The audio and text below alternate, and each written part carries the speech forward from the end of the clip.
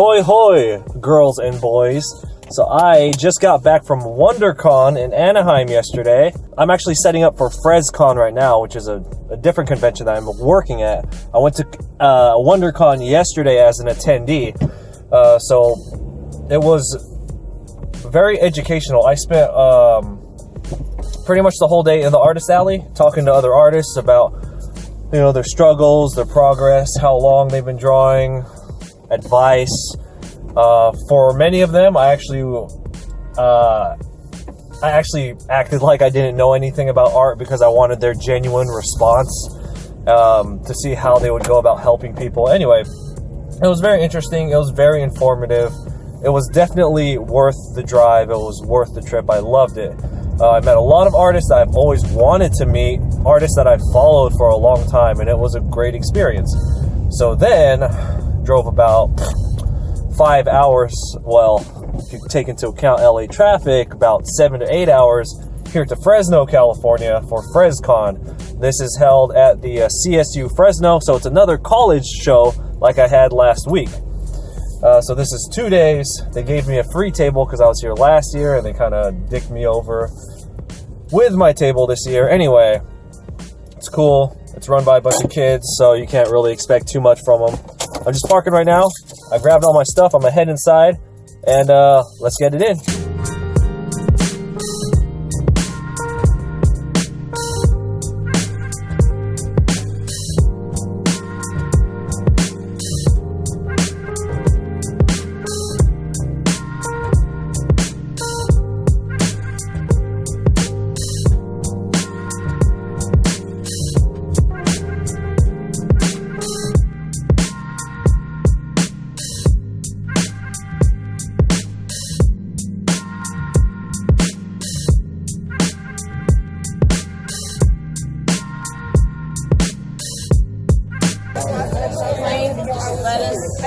That's amazing. So it's going to go to waste. Thank you so much. I appreciate it. So I finished setting up. We were outside, but Fanime, which is my biggest show of the year, Fanime's registration and table selection is in about 9 minutes. So I'm really checked out from this show, and I'm just waiting and getting ready for that. That one I just finished recently, so that was 42 days, so 6 weeks consecutive work, 340 hours. Yeah. What's that? Pokemon. No way. Every Pokemon. Yeah, that was like the most brutal thing I've ever drawn. It was nonstop work for 42 days. That's all I did. Yeah, I only left the apartment to go get food. Yeah, and I ate, draw, went to sleep. Yeah. So that's the standard size. I have the 3 sizes. The pricing down there. That's a standard. Do you need the plastic protector for it? They're $1.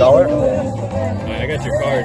All right. Got your address on there? Yeah, everything to contact me will be on there. Would you like me to sign it on the back? Is that okay? I sent you a design. You want me to sign it back? Oh, yeah. Jump into it. But one of the characters in there, she was going to draw for me. Let me show you my commissions, what they look like.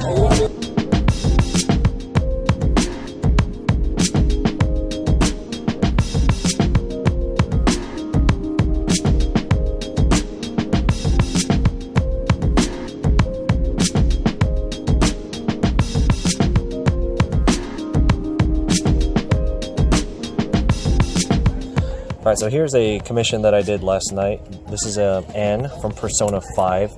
Her voice actress was actually here, and she's the one who commissioned me to do this, so that's actually really cool. We live streamed this last night. Let me get some details in there for you guys. Yeah. So when I was live streaming, a lot of good questions came up about coloring and shading, and basically what I told everyone was, you know that little sphere, that picture of a sphere that has all the shading parts to it? If you could learn that, and then once you learn that, you learn material rendering, that you could essentially color like everything in the most basic way.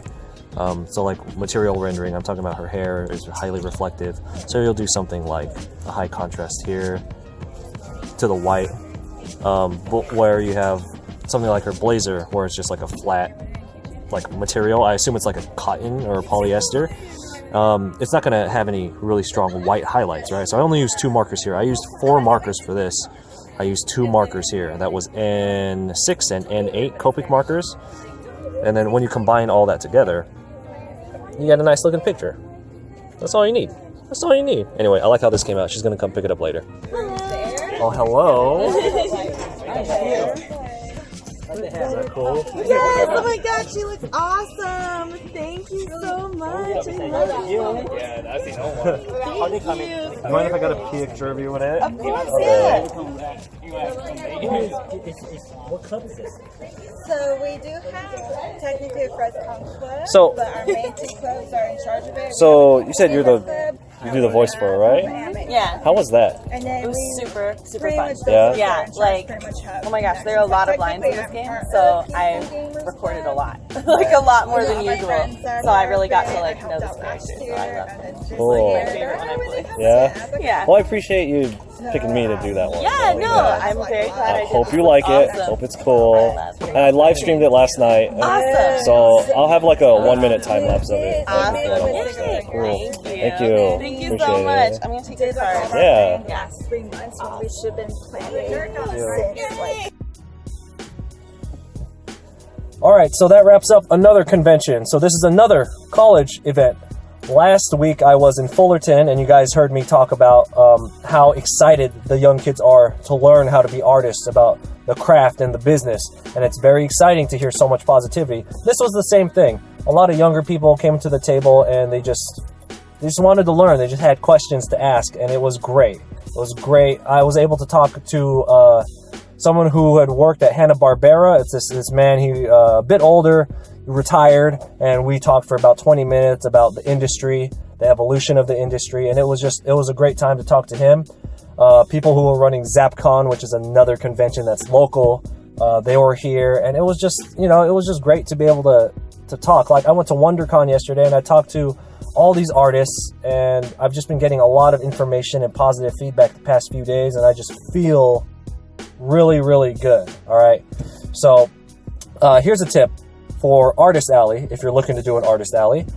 So college shows, in terms of profit, are good because they always have very few vendors and they have a lot of people who go to it, right?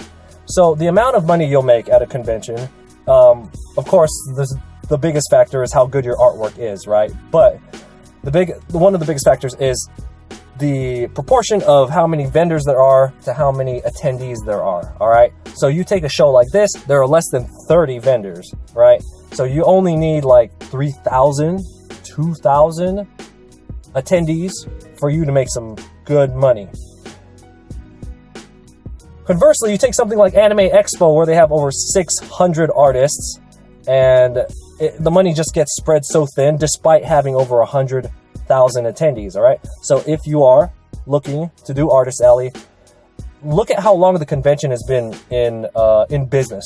If they've been in business for like 3 years and they've quadrupled the size of their Artist Alley, that's a bad sign. That's a red flag, as they say. So it's not an automatic don't do it, but think twice about it and talk to people who have been to that event, because there's a good chance that they're going to overextend and that's going to hurt you. So if you have any other questions about the Artist Alley, feel free to hit me up or hit up my other channel, Artist Alley Reviews, where I do full-on reviews of Artist Alleys. Anyway, thank you all for watching. Be sure to subscribe. If you're subscribed, hit that bell so you never miss when I upload a video. Also, I will be at the Cherry Blossom Festival in San Francisco next weekend. All right, so stay tuned for that. Thanks for watching, guys. Peace.